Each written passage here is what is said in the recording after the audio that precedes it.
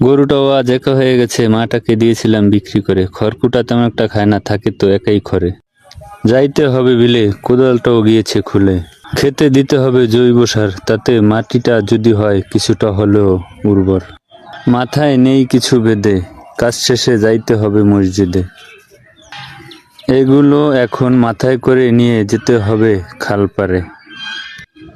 হাক্কা পার হতে পাক্কা অভিজ্ঞতা লাগবে, না হলে হয়তো যাব পরে। খুব সাবধানে হাক্কা পার হতে হবে, কারণ হাক্কাটা যে শুধু লড়ে। অবশেষে হাক্কা পার হলাম, খুব সহজেই চলে এলাম কাঙ্ক্ষিত জমির দ্বারে। কিছুদিন আগে বাবা জমিটাকে করেছিল হারা, বলেছিল সেদিন লাগাবে কিছু শাকসবজির চারা, কিন্তু হয়নি কিছুই করা। সুপারির চারাগুলোকে লতাপাতা রেখেছে ঘিরে, পরিষ্কার করে দেই যাতে নিঃশ্বাস নিতে পারে।